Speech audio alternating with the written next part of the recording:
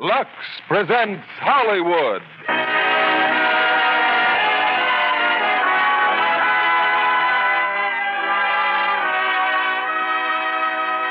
Lever Brothers Company, the makers of Lux Flakes, bring you the Lux Radio Theater, starring Mickey Rooney, Elizabeth Taylor, and Donald Crisp in National Velvet. Ladies and gentlemen, your producer, Mr. William Keighley.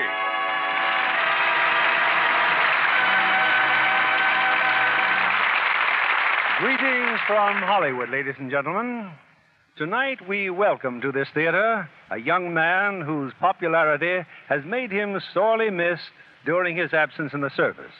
I refer, of course, to Mickey Rooney, playing tonight the last great role that he created before going in the Army. With Mickey on our stage are lovely Elizabeth Taylor and Donald Crisp from the original screen cast.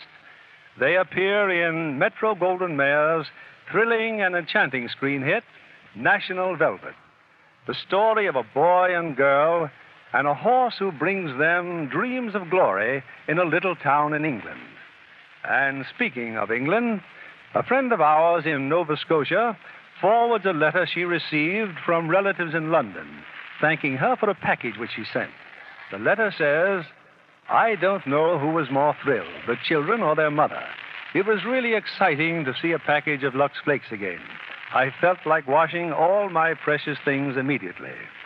Well, I'm sure that gratitude for Lux Flakes is a feeling that we in the United States share readily with our English cousins. Another token of hands across the sea. We cross that sea now with the opening act of National Velvet, starring Mickey Rooney as Mai, Elizabeth Taylor as Velvet, and Donald Crisp as Mr. Brown, with Janet Scott as Mrs. Brown.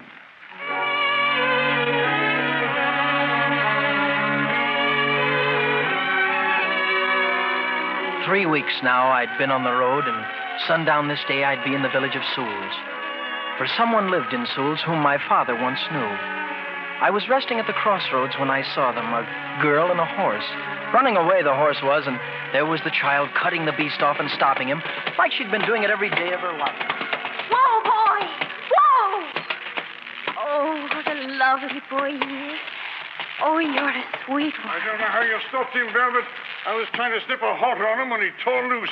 What's his name, Mr. E? He's a murderous pirate, not deserving of a name. Oh, no, not pirate. He's a gentle one, aren't you, boy?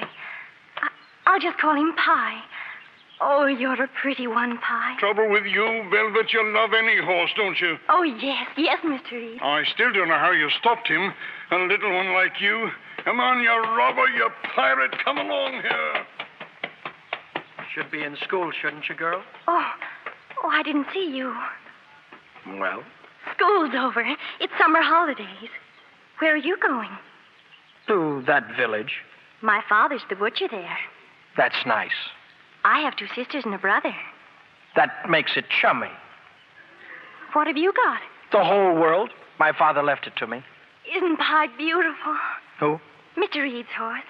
I grant you he's got vinegar. Short back, well-ribbed. Nice mover, all right. The way he jumped the pasture fence. I gotta be jumping, too. I got business in Sewels. Who with? Mrs. Herbert Brown. But that's my mother. It is, huh? Honest she is. And I'm Velvet Brown. Velvet? What kind of a name is that? Queer as my own. Is it? I'm called Mai. Mai Taylor. Mai. And you know about horses, don't you? What if I do? Oh, but to know about horses is wonderful. Come on, Mai. I'll take you to my mother. What did you say your name is, boy? Mai Taylor, ma'am. Where does he come from? I found him, Father. I found him on the road.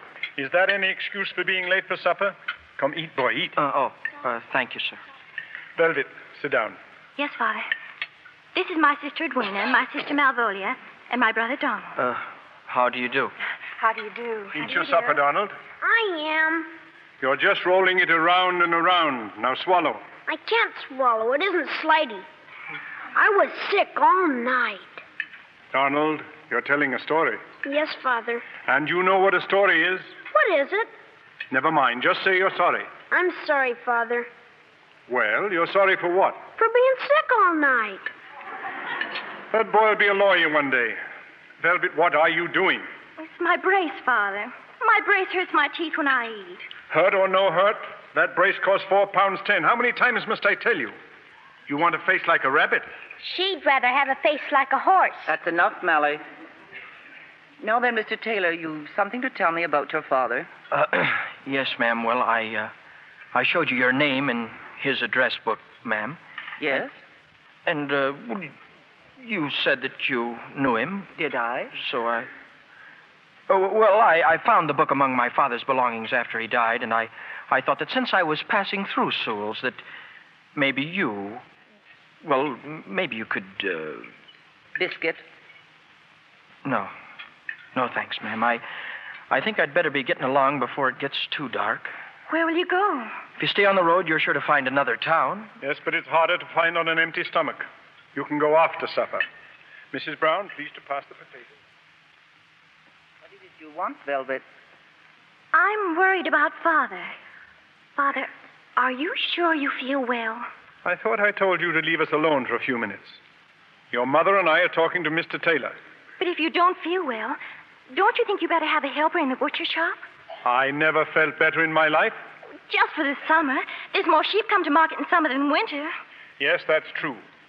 But however it may grieve you, child, I feel fine. Now then, Mr. Taylor. If she's talking about me being a butcher's helper, she's wasting her breath. Well, that's agreed. Still, there's a small bed in the stable, Mr. Brown. Yes, there is, Mrs. Brown. You can have it for tonight, my Taylor. Oh, thank you, Mother. Thank you, Father.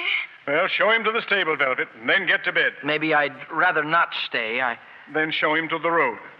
I'll stay. Just for tonight, though, thank you.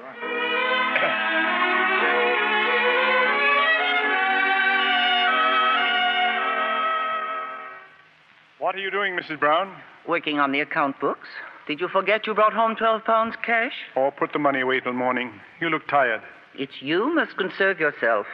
After all, more sheep in summer. Now, you know there's small sense in hiring that boy. You could do worse, Mr. Brown. 10 bob would be fair, I think. 10 bob a week because he's the son of Dan Taylor? Did I ever ask for a favor because I'm the son of my father? He won't get favors. Oh, I'll see to that, never you fear. Look in on the girls, would you, Mr. Brown? I am a little tired. I will. Put the money in the cupboard and get on with you. Is that you, Father? It is. And why aren't you asleep like your sisters? I've been riding my horse. Oh, you're a sweet one, Pie. Easy now. Easy, boy. What's this pie business? A new horse? Oh, he's the loveliest thing, Father. He belongs to Mr. Eads. Oh, you should see him. Now, calm yourself or you'll be losing your supper again. I'll take Jacob Dog for a walk. Good night, Father. Come on, Pie. Straight down the road now. Faster, boy. Faster, my lovely. Come in. I'm glad you're not asleep, Mother. What's disturbing you, Velvet? You're all lighted up. Mother, did you know my Taylor's father? Perhaps when you were a swimmer? When you were having your pictures in the paper? Way back, I mean. Way back. Do you know how I came to swim the channel? Was my Taylor's father showed me how. His father? He was my trainer. It was he told me what to do, breathed the spirit in me, made me do it when I was ready to give up. Why didn't you tell my about his father? It isn't the time for it. There's a right time for everything. But he'd be so happy, Mother. It'd give him something to go on with. He needn't go. Mother. It's not charity. He'll work his way. Oh, I know he will, Mother. May I go and tell him? Tell him he can stay, but no more. We'll not let him trade on his father's name. If this stuff is there, it'll show.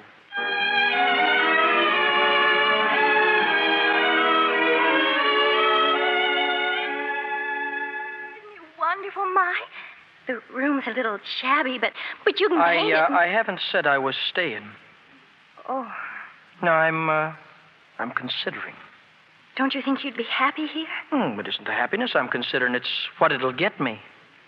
It's for the lack of considering that people stay poor. Have you ever been quiet for a few hours and just think? Oh, all the time. all the time about horses. You've got a horse right in this barn. Miss Ada, she pulls the delivery cart. Don't you love horses, My? I hate 'em. I don't believe it. You know too much about them. I can tell. That's when you really hate something. When you know too much about it. But you will stay here, won't you, My? I'll stay. My, What is it? you'll have to get over your hate of horses. Why? Because I love them so. Every night I pray to God to give me horses. Wonderful horses. And to let me be the best rider in England.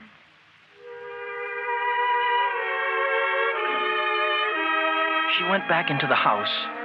And later, when the lights were all out, I went back to the house, too. And I put back in the cupboard 12 pounds I had stolen. I would stay for a while in Sewels and be a butcher's boy.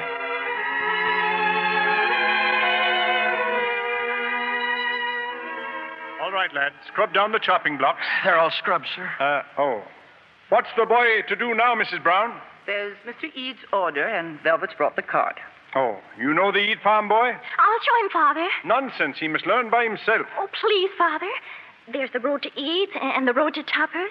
Oh, it's very confusing. The ride'll do her good, Mr. Brown. Sharpen her appetite. Yes, Father. Sharpen my appetite. Well, what are you waiting for, boy? Take the meat and go. Yes, sir.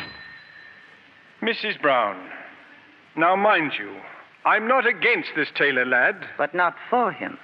Well, now, you'll allow that tramping the road's not a proper upbringing. And would you guarantee there wasn't a bit of lying and sharp dealing about him? I guarantee there is. But what's the meaning of goodness if there isn't a little badness to overcome?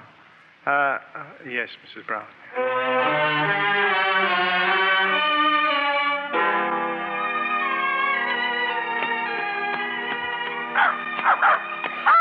Did you have to bring your dog along, too? Oh, but Jacob loves to ride in the cart. Don't you, Jacob? Don't you think I know why you wanted to come out here? There's Eade's pasture, and there's Eade's horse. Yes, there's Pie. My, what have horses ever done to you? Nothing. There's got to be a reason. All right. I took a spill once. You'd hate him, too, if you had any sense. What's a horse? An animal that earns his keep by breaking his neck? I'm a horse, and I'll be one till I use my head again. My, would you mind? Oh, all right. Go on, look at him if you want to. Oh, I do want to. He's so beautiful. Jacob, come back here, Jacob. My, he's going in the pasture. He's chasing after Pie. Jacob! What kind of a horse is that? Letting a dog scare him. He's running away again. Pie! That look at him go! stone wall will stop him. He's running right for it. Pie, away from that wall!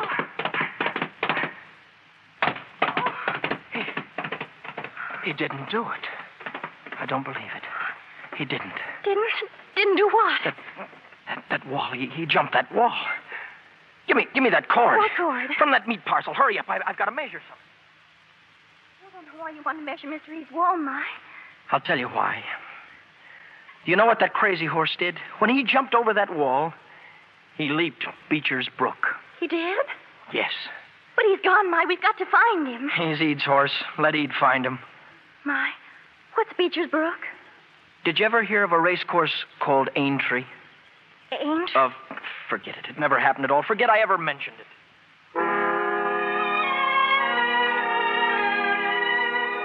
Mr. Eade found his crazy horse. And being a man of wisdom, he set about getting rid of him. Next morning, in the window of the butcher shop was hung a big sign. Oh, I hope so. They're raffling him, Mother. Mr. Eade's horse, the Pie, they're raffling him. When is the raffle, Mr. Brown? Saturday next, in the shop. In the shop? Well, Mr. Eade asked for it as a special favor. Well, you shouldn't have left me here along with him so lone. Father, is it really true? Could Mr. Eade's horse be won for $1? Well, if you won, you'd lose. What good is the brute? Oh, do take us some tickets, won't you? Didn't you hear what I just said? You won't have to buy raffle tickets, Mr. Brown. I'll get them. Huh? What's that? Here. 4 shillings. One for each of the girls, and here, one for Donald. Oh, my. Boy, are you challenging my authority in this family? No, sir. I'm buying raffle tickets, that's all. You'll have to choose your own numbers, girls. Oh, my, you're wonderful. 62. 62. I'll take 62. We'll get the tickets after lunch and pin them in the Bible. Oh, Boy, it's one thing to outthink a man, but quite another to outsmart him. And who will say which is which, Mr. Brown? Eat your lunch, girls. Eat.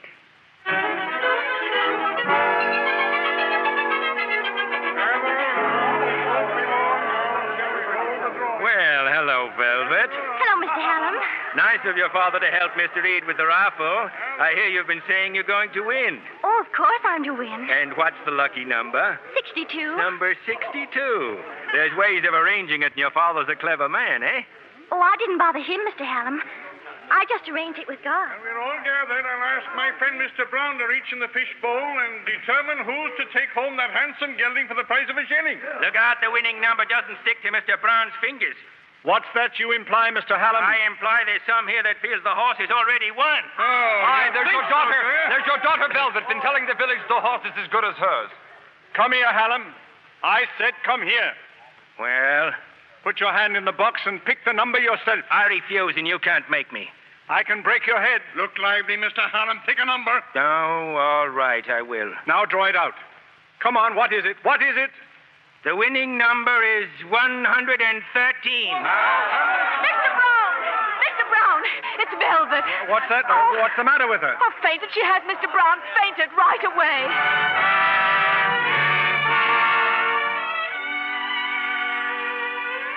I'm sorry I fainted, Mother. It's all right, dear. Just lie still a while.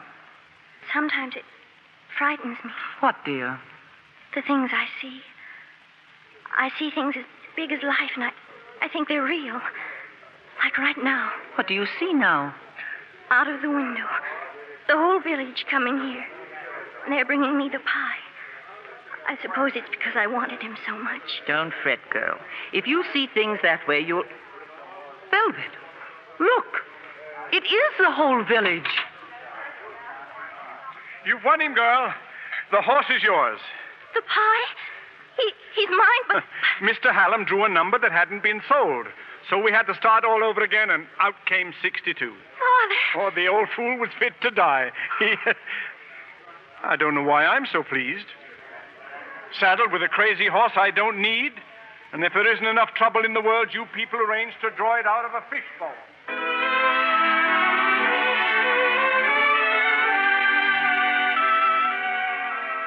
My, come in here. You're supposed to be resting, though. My, what's Beecher's Brook that Pie leaped over? Beecher's Brook is the sixth jump of the Grand National Daintree, the greatest horse race in the world. Now, don't go floating around. Just lie down there. Your ma'll blame me. My, would you do something for me? What? Just walk Pie up and down, under the window. And have you fainting again? No. Cross my heart, My. I'll just shut my eyes and listen.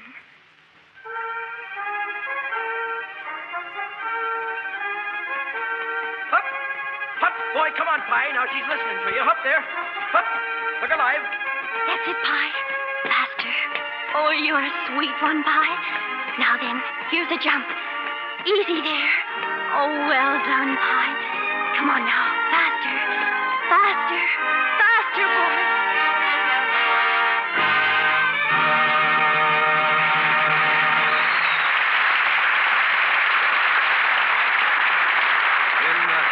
In just a moment, we'll bring you Act Two of National Velvet, starring Mickey Rooney, Elizabeth Taylor, and Donald Crisp. Sorry, I'm a little out of breath, Libby. Well, you shouldn't try imitating those acrobatic leaps Doug Fairbanks Jr. makes in Sinbad the Sailor. After all, he was a combat commando before he made this new picture for RKO. Well, I saw Marina Hera out front, and I wanted to see if she's as lovely as she looked in those Technicolor shots. Oh, well, I hope you told her how gorgeous she looked in those Arabian Nights costumes. That I did.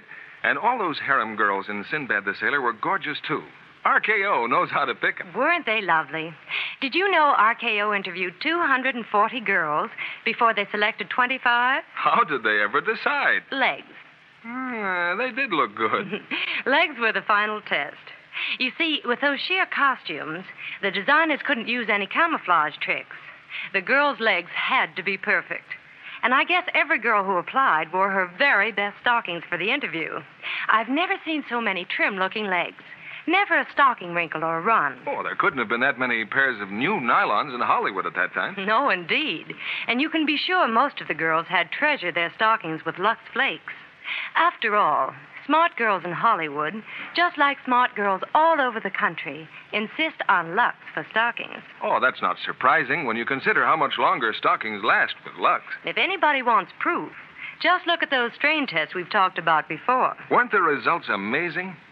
A well-known laboratory started with identical groups of stockings, washed them 2 ways. Those washed with a strong soap went into runs mighty soon. But those that were washed with Lux Flakes took strains like veterans. They lasted ever so much longer. In fact, twice as long. So, no matter what kind of stockings you wear, gentle Lux is thrifty care. We return you now to William Keighley. Act 2 of National Velvet, starring Mickey Rooney as Mai, Elizabeth Taylor in the title role, and Donald Crisp as Mr. Brown.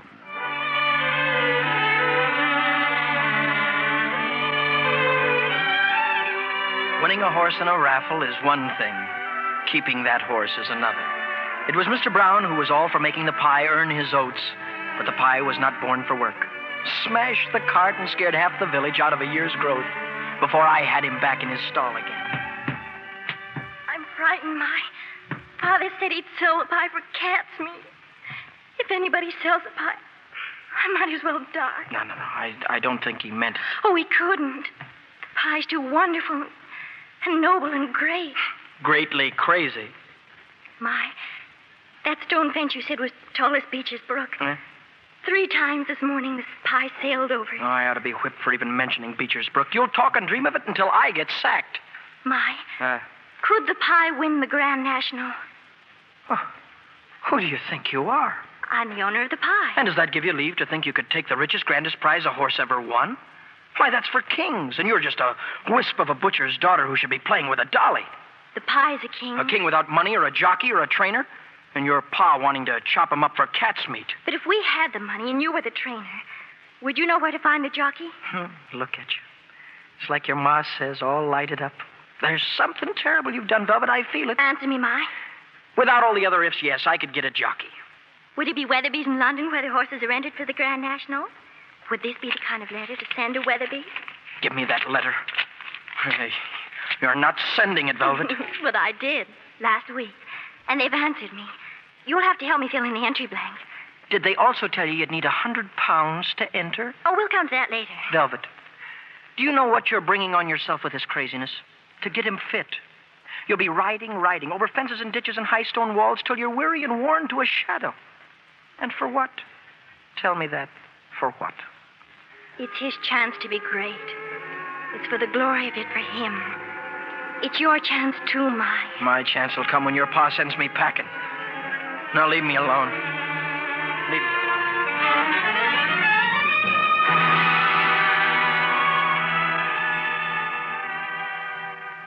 The Grand National. My, did you put Velvet up to this? It's me that said it was folly, ma'am. £100 standard jockey fees, money for a horse van, and, well, folly for nothing. The horse is not good enough? It's a score of things. 30 jumps, ma'am, the hardest course in the world. Training him month on month. It'd be folly for nothing. Tell me, Mai, what's wrong with folly? Well, Velvet, come with me. There's an old scrapbook in the trunk in the attic. I think it's time to look at it. Your scrapbook, Mother. Pictures of you swimming. Velvet, Mai spoke of a jockey fee. Doesn't he ride? Did. Had a spill once, though. I nearly drowned once, but I went back to swimming the very next day. Velvet, this picture here, this man was Mai's father. My father? Yes, my trainer. There was greatness in him. In you, too. Often I just sit and wonder about you. You don't think like the rest of us, Mother. You think here, way in the back of your head. And I've watched you do the same. We're alike, Velvet. I, too, believe that everyone should have a chance at breathtaking piece of folly once in his life. I was 20 when they said I couldn't swim the Channel. You're 12. You think a horse of yours can win the Grand National. Your dream has come early. Yes, Mother. Here's something else in the trunk. A bag filled with gold sovereigns. Mother, Your prize money for swimming the channel. And there's a little more somewhere, paper money. But this will be for your entry fee. Gold sovereigns for luck. Oh, Mother. Mother. We'll win for you, Mother. We will. Win or lose, it's how you take it that counts. And knowing when it's time to go on to the next thing. The next thing? There's a time for everything, Velvet. For having a horse in the Grand National. For being in love. Yes, even for dying. All in proper order at the proper time. Mother, who's going to tell Father? I'll do the telling. I don't think your father believes too well in the importance of folly.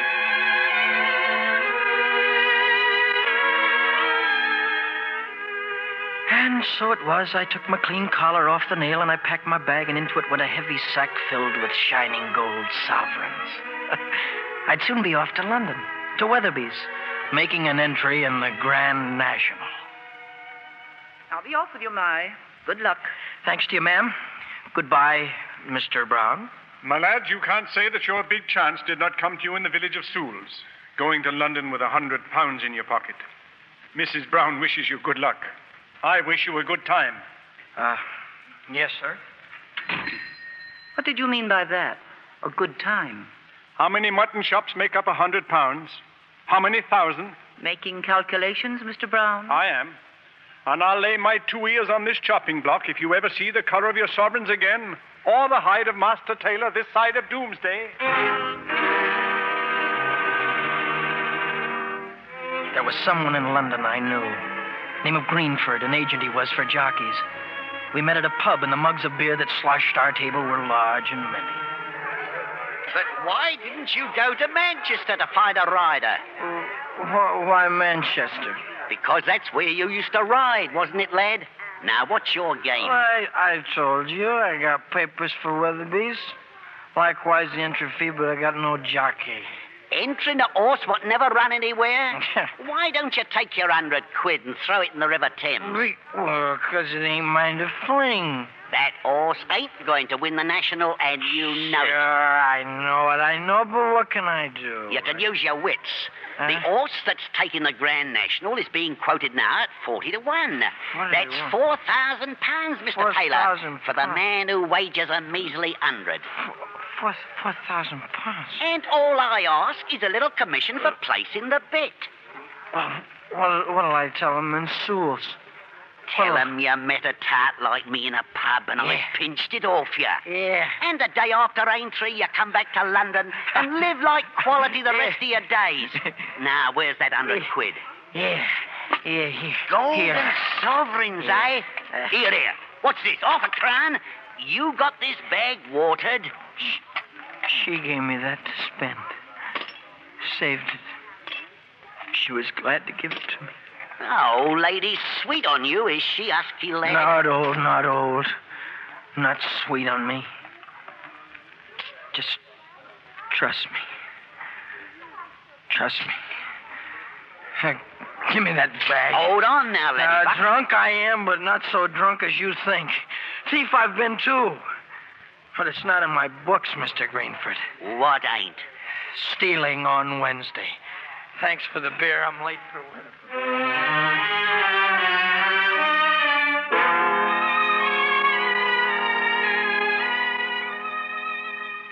Well, back so soon, Mr. Taylor. I hope you took me at my word and had a right good time. Here's your receipt for your money at Weatherby's. And you get £5 change. What's that? I'll be back at work as soon as I change my clothes. Yesterday you calculated how many mutton chops made 100 sovereigns, Mr. Brown. Today I'll calculate in mutton head. I made a mistake. No need for too much humility. A little from you goes a long way. What happened in London? Tell me, Ma, did you find a jockey? No. And be grateful for what you have, Velvet. I can't help it. I want it all quickly because I don't want God to stop and think and wonder if I'm getting more than my share. The jockey will have to wait.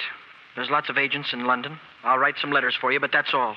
You've bit off a big piece of dream for yourself, and now it's all your own show, Velvet. I can't do it without you. The National's no business of mine. Your pa won't stand for me chasing about with a racehorse. But it's you knows what to do and how to train him. Half the pie's in my heart, and half's in yours. I swear by the pie that whatever he wins, half is yours. Thanks. I'll buy me a bowler hat with my half. A castle with your half, my. The pie's going to win. Half the sweeps, eh? Man get a real start. Buy a livery stable in a lively little town. Drop anchor, raise some young'uns like Donald. All right, you've got a deal. Shake hands on it? Shake hands, you dream of glory for your pie. As for me, I'll take the cash. Now, come here. Come here, I've got something to show. A map? Yeah. Now, this here's a map of the course at Aintree. Twice around the course they go. That's 30 jumps in all. It's mostly a job of training them to jump and keep on going. That's the first 5 jumps here are thorn hedges. We can teach the pie on the fences over by Mr. Eads. Now, the third jump here, this one, there's a ditch on the takeoff side. I can dig him one, and then there's a garden. Faster, Velvet, faster! He's got a ditch to clear. Steady now! Steady, girl! That's it! Turn him around and try it again. Lift his head. Keep it that way now.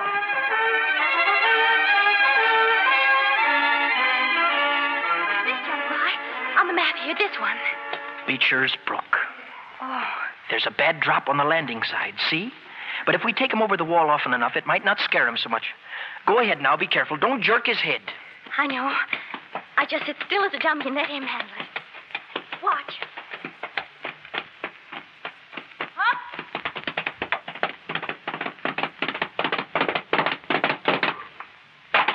Passed it fair, Velvet! Passed it fair once again now, girl! He did it, Ma! He did it! What are you waiting for? Try it again! Yes, Ma. Velvet, what's the matter? Nothing, Ma. I just get excited. I can't. Oh, then stop getting excited. Do it again. Yes, Ma. I'm ready. Oh, isn't he wonderful, Ma?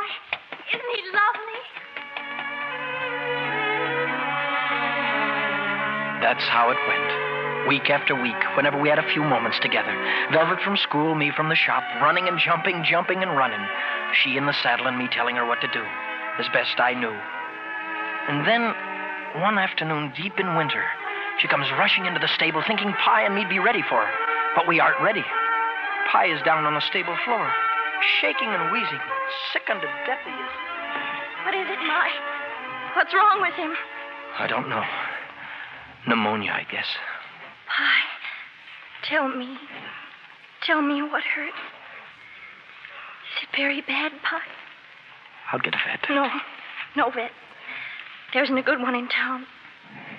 My, please. You can help him. He's ours, my. Would you trust me, Velvet? I'm not very lucky. I might guess wrong. But would you trust me? Yes. You won't hurt him more than me. All right, then. Get some blankets. Get some whiskey, hot water. Hurry, Velvet. We don't have much time.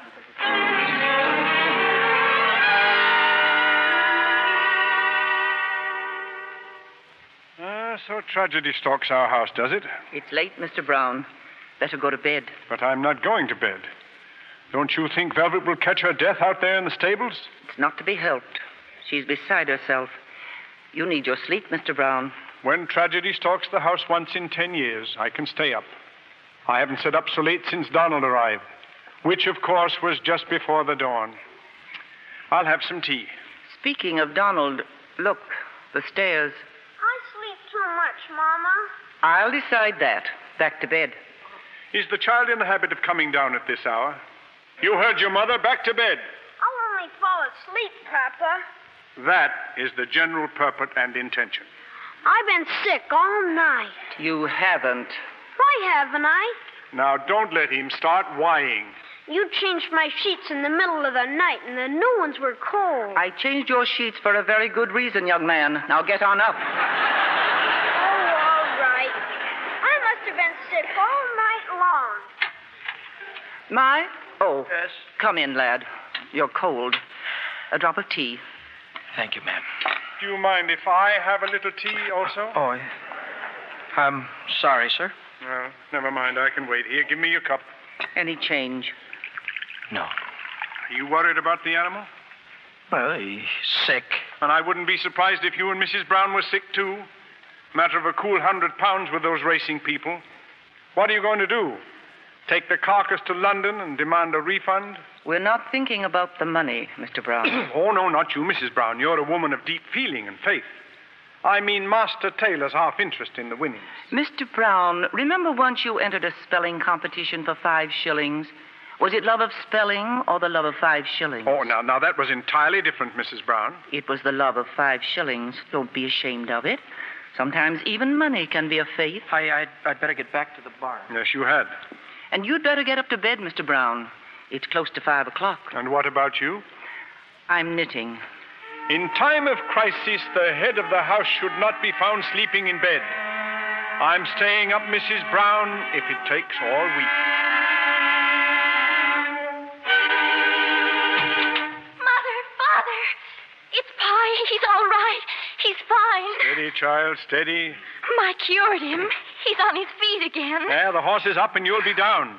You haven't eaten, haven't slept. Is it fair to impose illness on the household? Oh, I won't be ill, Father. I could sit up 1,000 nights. Look what time it is. 3½ minutes from 8 o'clock in the morning. I'll be late for school. Goodbye, Mother. Goodbye, Father. Are you permitting that child to go to school? I like the spirit that makes her want to go after sitting up all night. But she'll collapse by afternoon. She'll be home in half an hour. What? This is Saturday, Mr. Brown. There is no school. Well, bless me, so it is. And so was the Pie cured and came by his strength, which he'd sorely need. For it's twice around the course at Aintree, 30 jumps. In the greatest race a horse can run in all this world.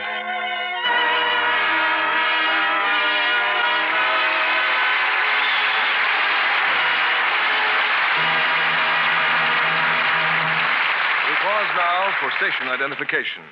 This is CBS, the Columbia Broadcasting System.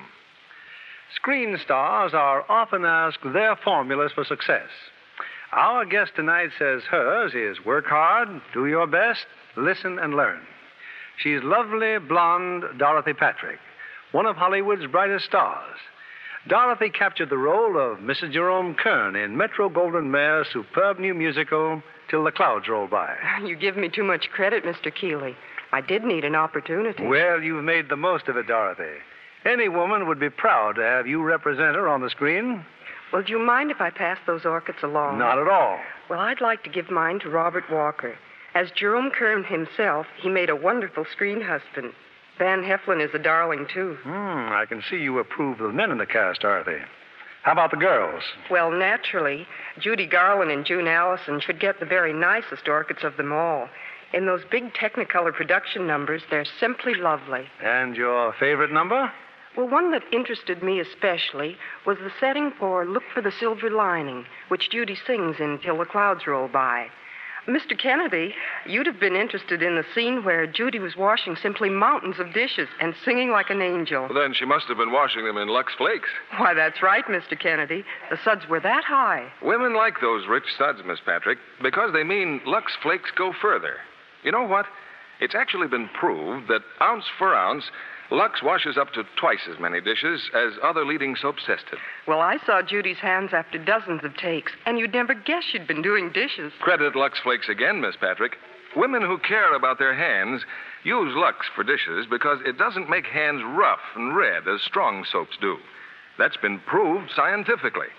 So it's not surprising that when a studio shoots a dishwashing scene, they use Lux suds to protect the star's hands. And that, ladies, is the very same Lux thousands of women all over the country use for dishes to keep their hands soft, smooth, and lovely. Why not try it for your dishes tomorrow? Here's your producer, William Keeley. Act 3 of National Velvet, starring Mickey Rooney as Mai, Elizabeth Taylor as Velvet, and Donald Crisp as Mr. Brown.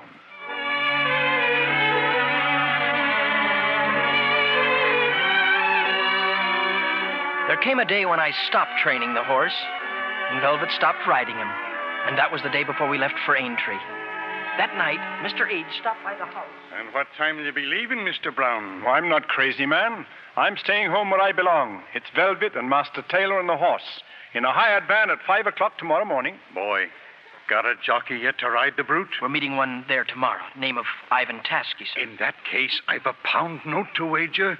Here you are, lad, to win. That's a pound wasted. I'll put it in the book with the other bets, Mr. Reed. Other bets? You're the 10th man here today, Mr. Reed. 11th. Thank you, Mrs. Brown. 11th. It's bad enough to see this family wasting its money, but when I see the village of Sewels throwing good money after bad, it's enough to make me lose my faith in humanity. I'm glad to hear you've got faith in humanity, Mr. Brown. As for me, I'd sometimes sooner put my faith on a horse.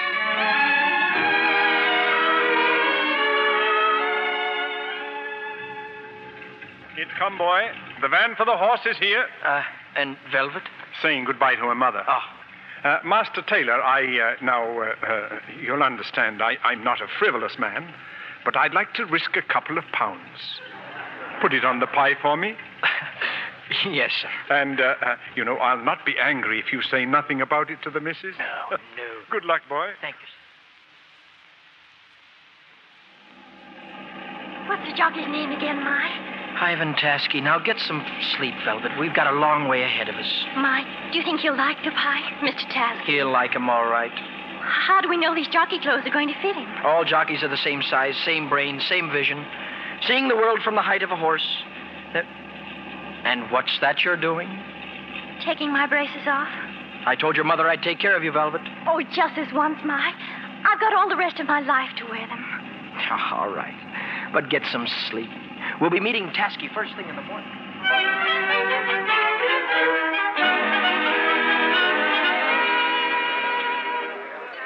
More coffee, Mr. Tasky. No thanks. So, this is Miss Brown. Such a little girl. Her money's as good as anybody's. And wait till you see the pie. He's a real horse, Mr. Tasky. Well, what does it matter? Tomorrow I ride him. Tomorrow night I go back to Paris. Such a little girl. Only in England can it happen that a child brings a plow horse from the field. He's not a plow horse, Mr. Tasky. We'll take you to see the pie now, Mr. Tasky. Once you see him, you'll realize what... You are serious? Well, why not? Say hello, get the feel of him. Shake his hand. Give him calling card. Make bow.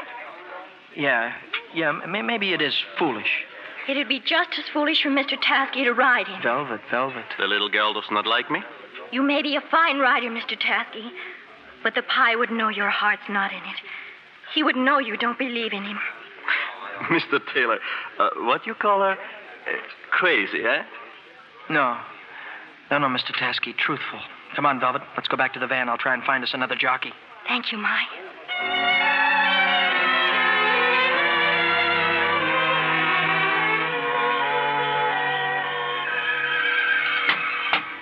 My, is that you? Yes. I didn't mean to be so late. I've been looking everywhere. No luck? No. Tried everything. Asked everybody. There'll be no race tomorrow for the pie. Searching for weeks for a rider, and then you say, no, thank you, Mr. Tasky, goodbye. But, My, he just didn't believe. He's a rider. Things happen in a race, Velvet. Not with the pie. He'd know. My, why don't you ride him yourself? Do you want to know why? I'll tell you why. It's been going around in my mind all night. Sure, I was a jockey once. And one fine day I rode at Manchester. There were 3 of us going for the final jump together. And I saw a chance to win, and I took it. It was me that did it. There was a tangle of reins and horses and jockeys, and one of the jockeys got killed. That's why I don't ride anymore, because I'm afraid. I'm all soft and yellow inside, so I don't ride. That's why I'm no good to you when you need me the most. Oh, no, My. It's you that kept me going. There's greatness in you, My. No, there's nothing in me. Oh, no, My. No.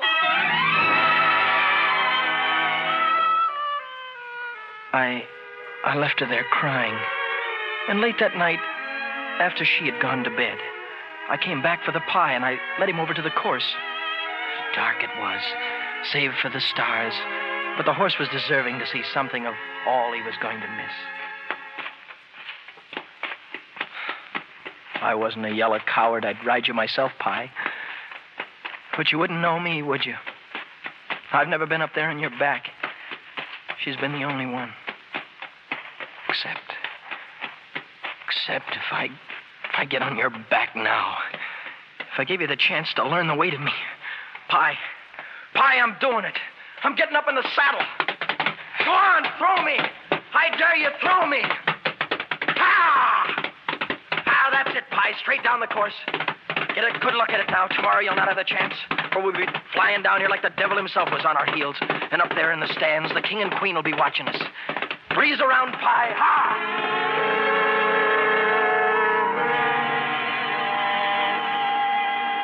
I came back to the van. I'd wake her up and tell her how I'd ride the Pie myself, that I wasn't yellow anymore, that I'd do this thing she wanted so badly. But when I got to the van, the lamp was lit and there was Velvet, wearing the jockey silks her ma had made. Look, Ma, look. They fit me. They fit fine. Oh, what in the name of all that's crazy? The Pie's going to race, Ma, and I'm going to ride him. They'll never know I'm a girl. If you cut my hair, I'll be exactly right. And get your silly little neck exactly broken. 40 horses and riders ready to trample you over. I'll not let you do it, Velvet. Oh, please, Ma, please. Besides, there's no need for it. Suppose I told you that just now tonight, I found us a rider. I still want to ride him myself. I know you're angry, but you'll understand. If you ever rode a horse again, you'd want to win. That's how I feel. So, now it's the glory of winning you want for yourself, is that it? Yes. Well, perhaps you're right. Perhaps that's what I'd want if I'd ever ride again. All right. All right, he's yours. Oh, my. I knew you'd see it. I knew all right, you now, would. hold on. There's a lot of things we have to do. 1 chance in 100 that we'll fool them. My hair. What? Here, my scissors.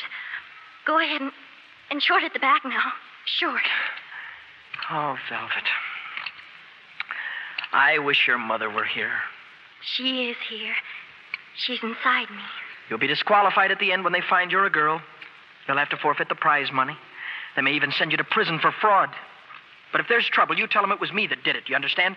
It was me that put you up to it. There won't be any trouble, Mike. Now listen. There's a lot of tricks you'll have to learn. It's no use, Mike. Well, girl, do you think a race like this is won by luck? No. It's won by knowing the Pie can win and telling him so.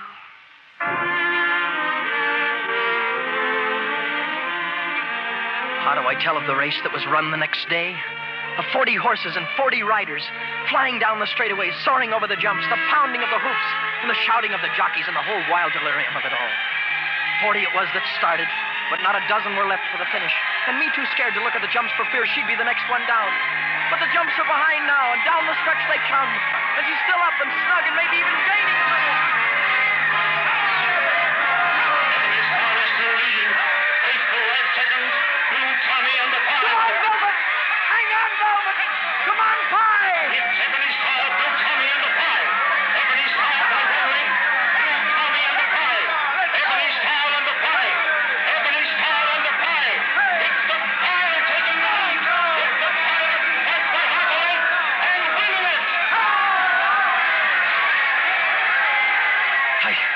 I stood there, my head fair bursting. She couldn't have won.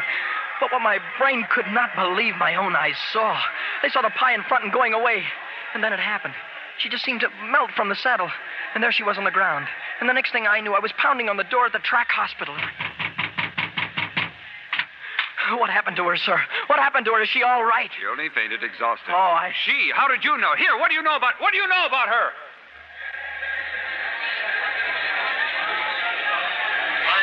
Repeat that, ladies and gentlemen. Just as the Pie passed the post, the rider fell to the ground. This is an infraction of the rules. The winning jockey must not dismount until he reaches the enclosure. Therefore, the stewards have ruled that... Oh, just a moment, please. A note has just been handed me. Ladies and gentlemen, listen to this.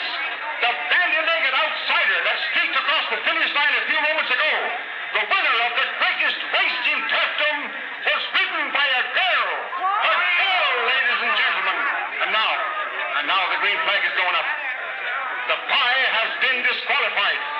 Ebony Star is the winner, Blue Tommy second, and Faithful Lad third. They let her out of the hospital. But it was hours before we got away. Reporters, policemen, celebrities, questions, cheers, and glory. And the same all over again when the van stopped in the village of Sewels. Mother, Father, we won. We won. Are you all right, girl? Are you all right? Oh, yes, Father. Mother, were we the best in the world? Yes, Velvet. The best in the world. I say, Brown, what's the bow tie for? Well, Lord Derby wears a bow tie. He's got a couple of champion racehorses, too. And a daughter has he who's going to prison for fraud? If you heard the wireless, Mr. Hallam, you know there won't be any charges. Englishmen treat their heroes better than that. They were satisfied to disqualify Velvet and the horse. And made her forfeit all the money? Would you expect them to be both forgiving and generous? Fetch your daughter. Come on, Mrs. Brown. Come on home.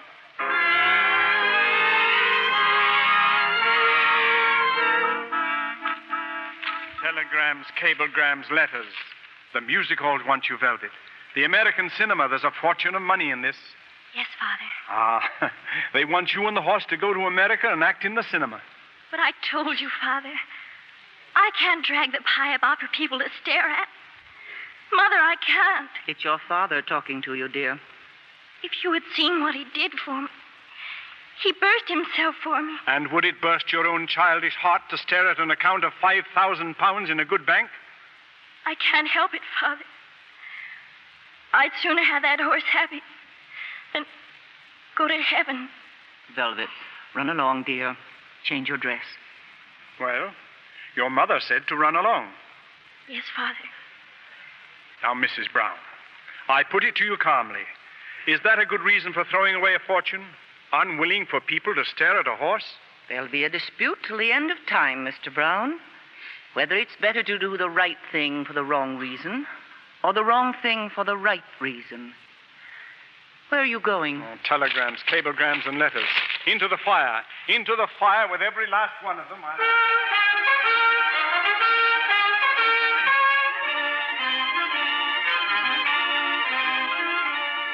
I'm sorry you find me packing, Mr. Brown. I meant to leave without any goodbyes.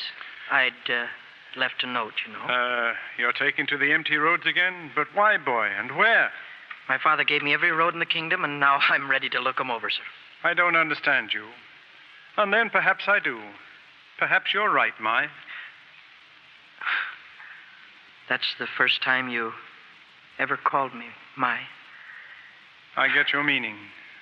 But there's character to be considered when a man takes a stranger under his roof. Rightly so. But I've been wrong. And I'm sorry. To be frank, I thought you'd steal that 100 sovereigns. To be frank, I nearly did. But what kept you from it? I don't know, the pie, perhaps. Maybe it was Donald or Mrs. Brown. Perhaps it was Velvet. I don't know. Does Velvet know you're going? I told her someday I'd be leaving. I don't like goodbyes, Mr. Brown. Give me your hand, Mai. Thank you. Would you say goodbye to Velvet for me? And Mrs. Brown. She's a fine woman, sir, but I don't have to tell you that. There's nothing better I'd like than to go away with her thinking well of me. She does. Goodbye. Goodbye. Goodbye, Jacob Dog. Goodbye, sir. God bless you, lad. Jacob Dog, how can there be so many currents in such a little puddle?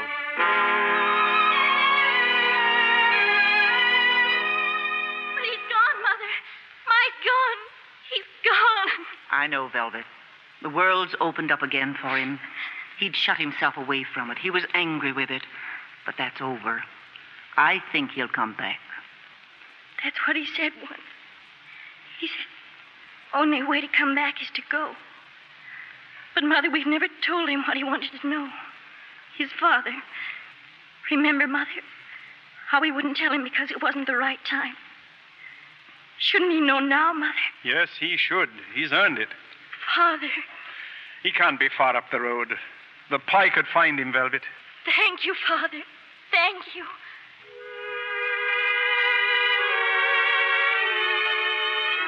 I'm obliged, Velvet. Obliged to you for telling me about my father. You'll stay now, Mai? No. But you'll come back someday. Please come back, Mai. I will, Velvet. I will. I'll be back. Goodbye, Mike. I'll be back.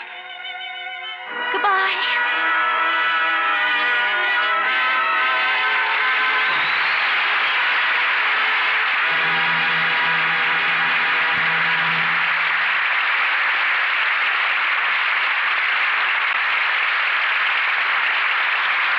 We'll have a word with our stars and news of next week's play in a moment. Say, Sally, how good are you at guessing games? Well, that depends on what clues I get. Well, suppose I told you I was thinking of something that helps pretty underthings stay lovely longer. Oh, Pooh, that's too easy. Every girl knows that's Lux Flakes. Why, I've seen slips luxed as many as 30 times, and they were just as bright as they could be. Oh, you're spoiling my fun, Sally. My next clue was going to be that this care keeps undies lovely not only longer, but 3 times as long. Tests proved it. Well, Natch, when you wash nice undies the wrong way and use a strong soap, they fade in no time. But you didn't give me a chance to say Lux is thrifty, too. I'll say Lux is thrifty. Well, I can wash undies for nearly 2 months with just one big box of Lux Flakes. Now, can I ask you a question? Certainly. Do I get a box of Lux Flakes to keep? Well, I'm sure we could give you a box, but I imagine a bright girl like you will use it instead of keeping it. Because if you use it every night to Lux undies, you'll keep them lovely lots longer. Here's Mr. Keeley at the microphone. In this season of awards, I wish I could pin a medal on tonight's cast with a special citation for our 3 stars, Mickey Rooney, Elizabeth Taylor, and Donald Crisp.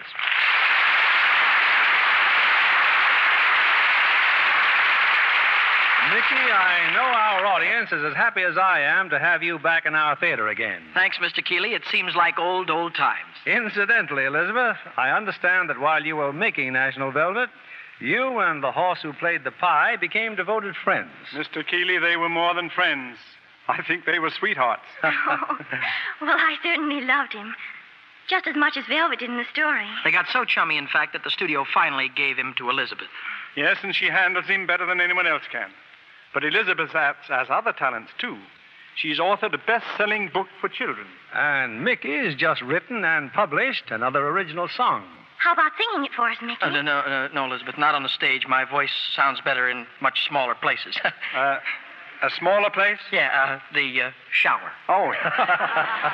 Well, Mickey, we'll look forward to catching it on the radio. And also to seeing your new Metro Goldwyn Mayer picture, Love Laughs at Andy Hardy. Good night, and all our heartiest thanks. Good night. Good night.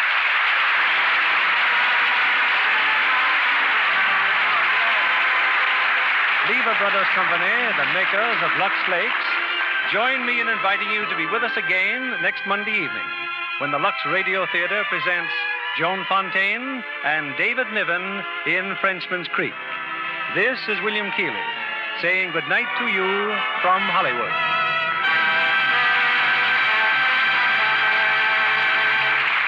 Johnny is typical of many youngsters with an eye for a good business proposition. Mom, can I take this can of used fat to the store and keep the money? Why, yes. But what made you think about doing that all of a sudden?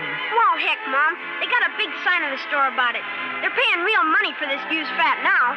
Yes, you may be surprised at how much dealers are paying for used fats these days. It soon counts up. You see, used fats are still needed very much. This country and the whole world are still short of oils for making soap and other industrial products. So whether you let Junior keep the change or use the money to cut down your grocery bills, it pays to save every drop of used fat. Mickey Rooney and Elizabeth Taylor appeared by arrangements with Metro Goldwyn Mayer, producers of the new murder mystery, The Lady in the Lake.